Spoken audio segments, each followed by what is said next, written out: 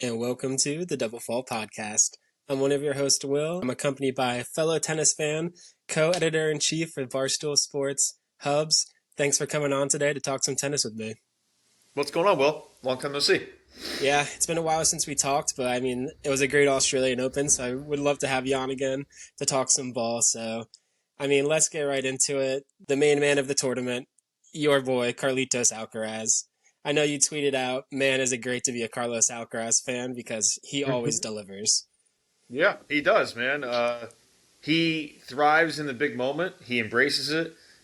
He plays just about as well as anybody I've seen in those moments. It's a breath of fresh air, and for him to, achieve the career slam against Novak in a place that Novak owns, not anymore, obviously, but for his career, it was fantastic. Yeah, and to do it on Djokovic's pretty much home soil with the crowd behind Djokovic, it was a perfect kind of, the guard has already been changed with the past 2 years, but Carlos belongs that, showing that he belongs with the legends of the game. And now with him to complete the career Grand Slam at such young of age, he really has shown like he has so many weapons in his bag and he's just an all-around player and he can adapt to the situation, to the surface, and, his physicality and his explosion is off the charts, and that's what draws the common sports fan to his entertaining highlights. But like the genius in his tennis for like how tactically sound and how he goes about his matches now is just seriously like brilliant from him. Yeah, and it was worried coming in, obviously, with him splitting with Juan Carlos Ferreira, and how he was going to handle himself. And I think they handled it pretty good, and it kind of shown brightly in the Zverev situation where his team was just telling him the whole time, like, calm down, you got time, you're good. I thought they did a great job in that moment of just getting into his head. If you freak out right now, nothing good's going to happen from it.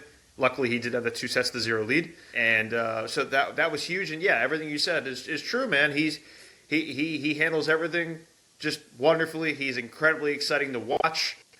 He has every bit of every great seemingly in him, and he's got the composure, the power, the speed.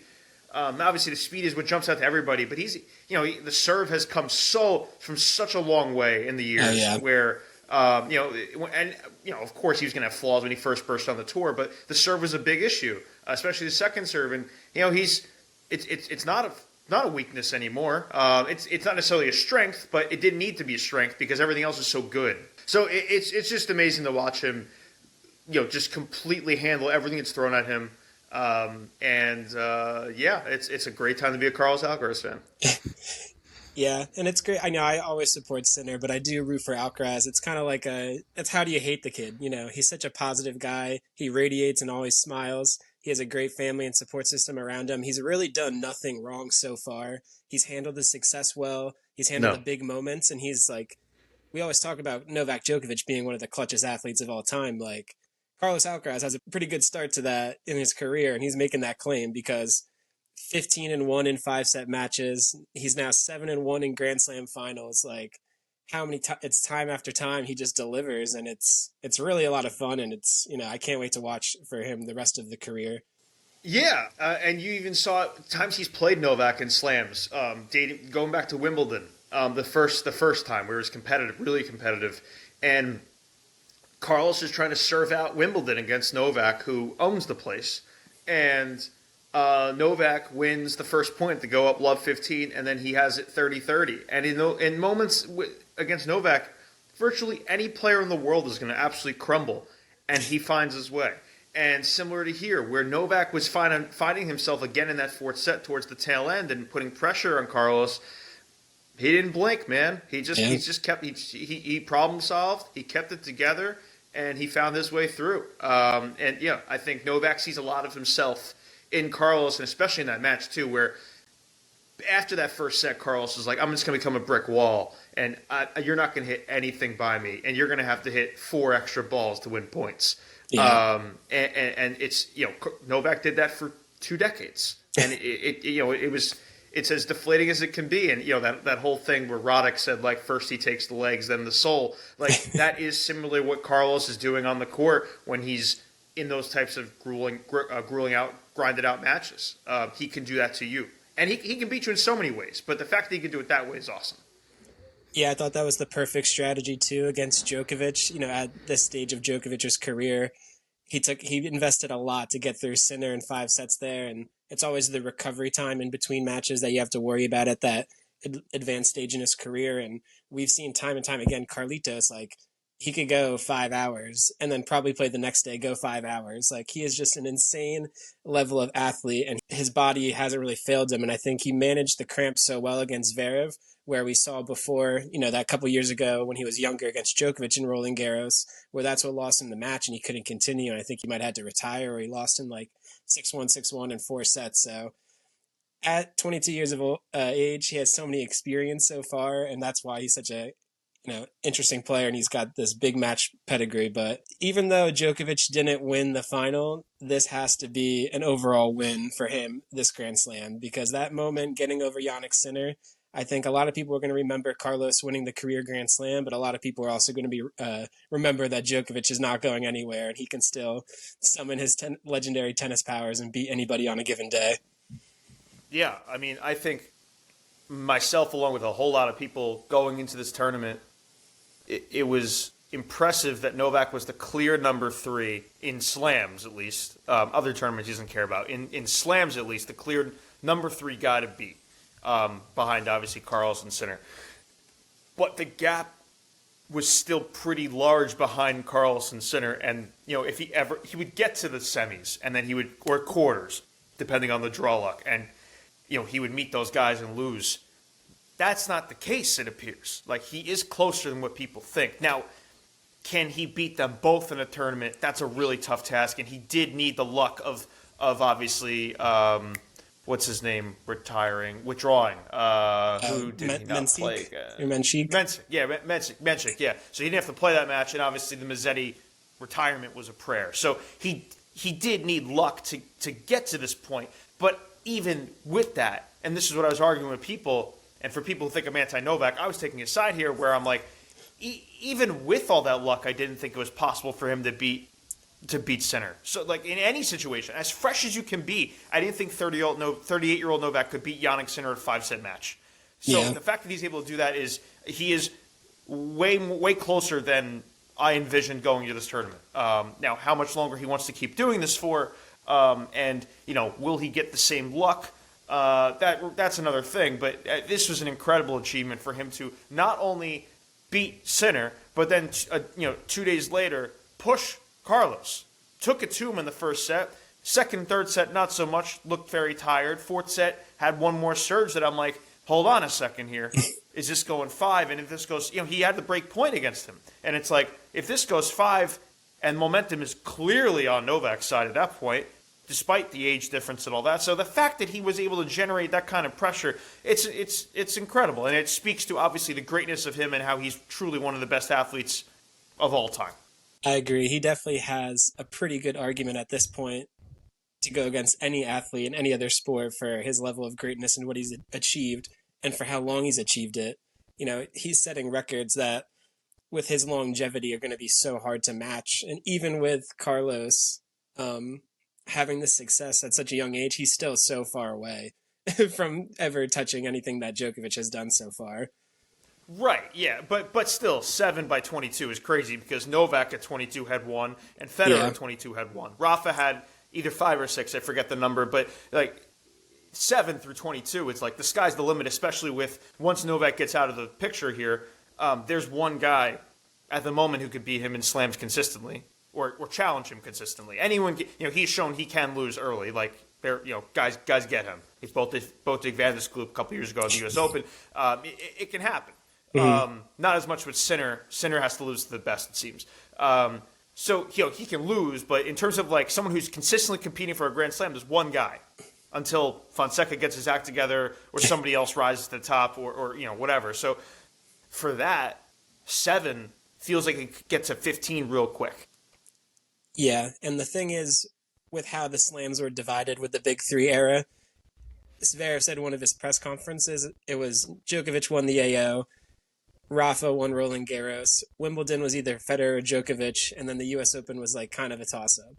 And now it's Right. completely different where Sinner and Alcaraz, it's pretty much like 55-45 who's going to win each slam for AO, Yeah. Wimbledon, Roland Garros, US Open. Like they have, Carlos has already won them all.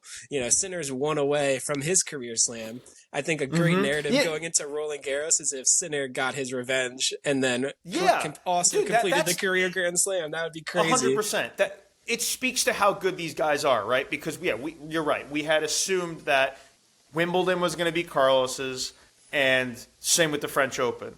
And then you see, obviously, Yannick gets so close to winning the French last year. And on the flip side, you thought Yannick's would be Aussie forever, and you thought U.S. Open, it's a really good spot for him. And then, Carlos is kind of winning everywhere. Yannick has been a little off lately. Off, I mean, like, so delicately, like, not really Yeah. that off. But, Carlos has been coming through in the last, for the last calendar year here. He's really turned it on. Yannick's got to figure out the longevity thing, man. It is a clear problem. The longer a match goes, the record, it's 0-8 when a match is 3 hours and 50 minutes or more. The fifth set record is not good. And Carlos, it's the complete opposite. It's like the longer it goes, the stronger he gets. And that is the greatness in him. Yannick's got to figure that out. And it's a good, listen, man, it's good to have those kinds of problems because he's so young and he's already achieved so much. If he hadn't won a slam right now and that was a problem, it'd be, the narrative and the noise would get so much louder. He'll find a way to master it. And that's the beauty of it. These guys continue to push each other. But for Yannick's right now a step below Carlos. He just is. So he's got to adapt and figure out a way to up his fitness so that those kind of issues don't keep coming up. Yeah, I agree. And I think the main thing was what we alluded to earlier in the show with Carlos's ability to play different play styles.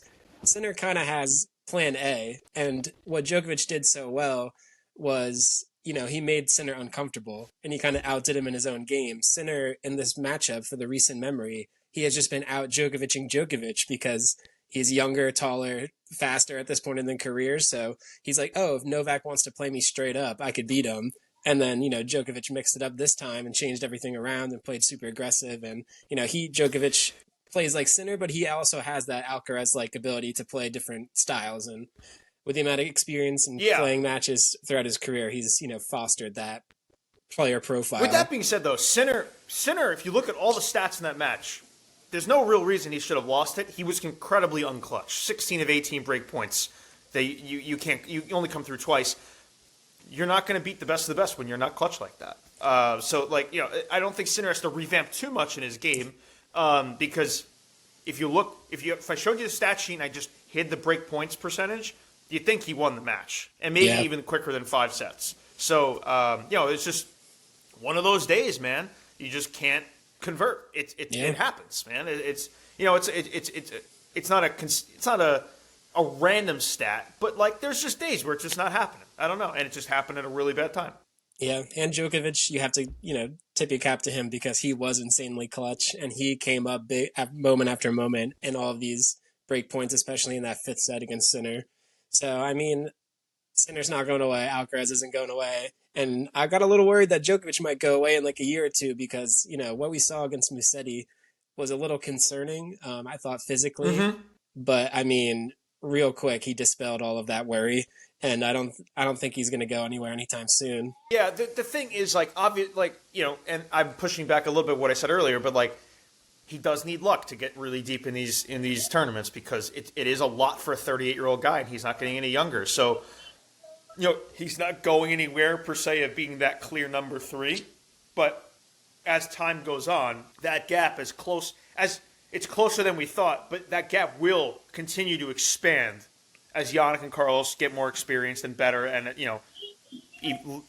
sharpen even all their tools even further, Djokovic's age will only get worse and it will be way more difficult to do what he does. So, he is running out of time, but he just may have a little more time than we thought.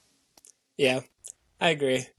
And then we always speak of the gap, but it was definitely a disappointing result from one of my favorites, Lorenzo Musetti, who played Djokovic. Yeah. How close of a gap do you think he is to these top guys? Because now he is in the top 5 rankings. He's consistently making Grand Slam semifinals now. and he's Mm-hmm. pushing these top guys, and he's showing like maybe he's a name to now throw in there where he is a threat to win Grand Slams. Because this wasn't even this is probably his Again, worst surface, and now he's pushing Djokovic and almost in the semifinals. yeah. So He's done a really good job of expanding his surfaces, right? You thought he was pretty secluded to clay, and then he's done well with hardcourt and even on I feel like in the grass too. So he's an all court player, which is great for him.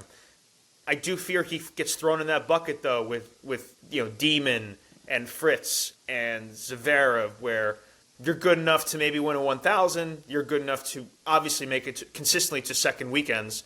You are not good enough to beat a Carlos or a Sinner at slams. So I do worry that I don't know. I feel like it's just not a good.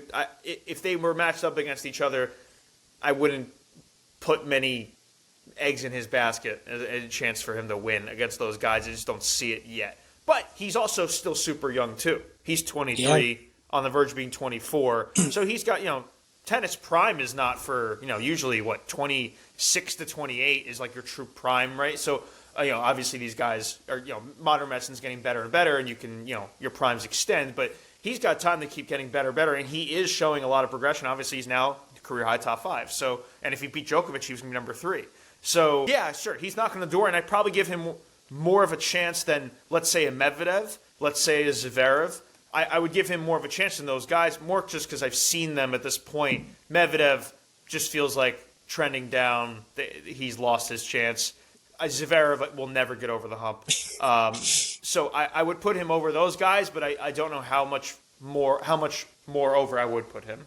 Closer to Sinner and Alcaraz.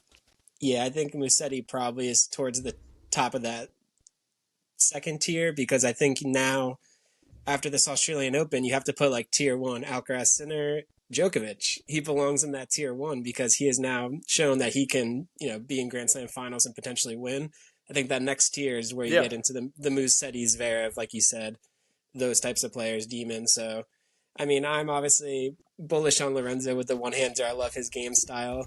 I think a big it's a great game to watch. And he's a very nice kid.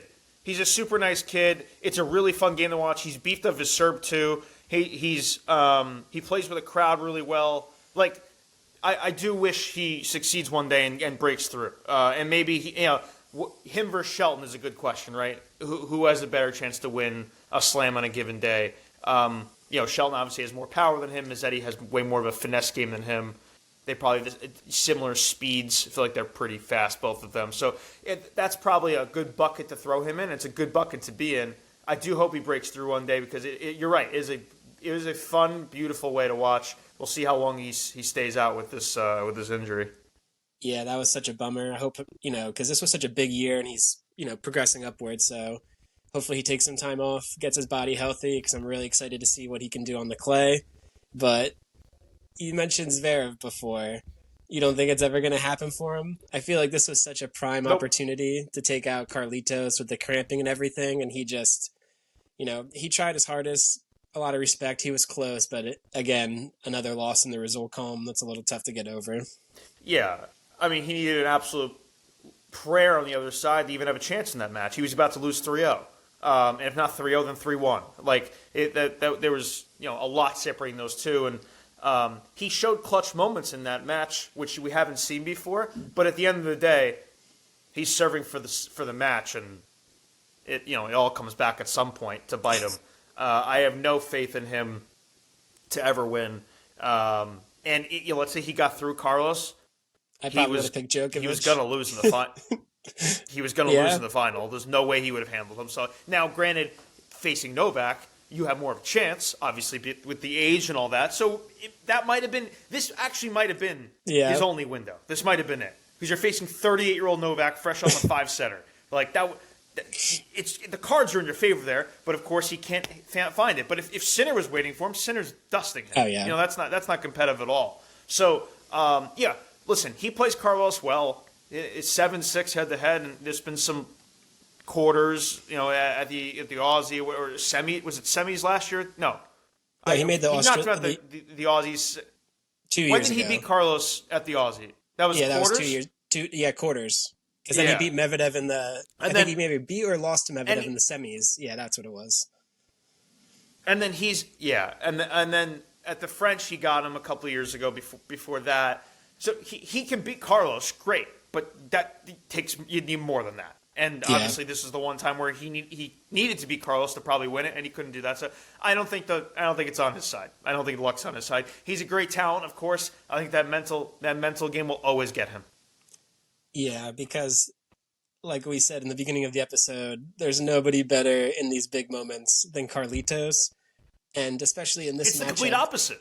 yeah, I was about to say, in this matchup on the big points, you just know Carlitos is going to up the aggression and Zverev is going to dial it back. So whenever that happens, the match is Yeah, on not on his terms, and that's where my co-host Jeremy in the last podcast, he's brought up the fact that Nadal, he was like, "Oh, these are Rafa Nadal's words; these aren't mine." He told Zverev he needs to be more aggressive on his forehand and use he that did more as a because weapon. Zverev went to his camp or academy last year. I'm pretty sure, and he was like, "Dude, you ever want to win a slam, you have to change how you're doing." And he's speaking for all of us, because we see it. Zverev gets passive in all the big points. You did see it that maybe if there's one thing moving forward, it's the fact that in this match, in sets 3 and 4, and a little bit in 5, you saw what happens when he gets aggressive because he's super talented. He's fast. He has a great serve. He had his backhand. He can go hours rallying to you corner to corner with his backhand when it's on.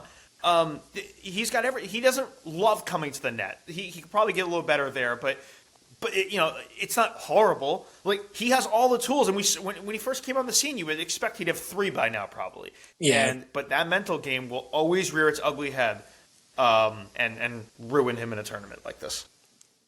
Yeah, it's tough to see because, I have watched him throughout his career. I've watched him, not come through in these big moments. And I think he has the tools. I think clay is probably his best surface, but I thought, regardless, he did put on a pretty good show against Carlitos. It was just Sure. Yeah, it was just a little disappointing that it took Carlitos cramping in the third for Zverev to finally smell blood and be like, wait, I can actually win this match. And then he started to go for it. It's like, where was that belief when Carlos was still, full powers in the beginning? In the third and fourth set, though, he does win those third and fourth sets, and he plays good tie breaks. He still couldn't close it. He couldn't break Carlos on one leg. Like, he played great in big moments in the third and fourth set, but there's no reason those should have been going to tie breaks. Like, he didn't make Carlos come to net at all in those sets. Yeah, he didn't. He wasn't able to really test his movement, and Carlos was also just going neo-attacking Federer, just obliterating balls off the first bounce. Like, it was unbelievable what Carlos was doing. Because they were coming. Because they're coming. But... Yeah. So he's like, yeah. If you make a move and you make him come forward, he's not even going to try. Like, the fact that those had to go to tiebreaks was just perfect Zverev in my mind.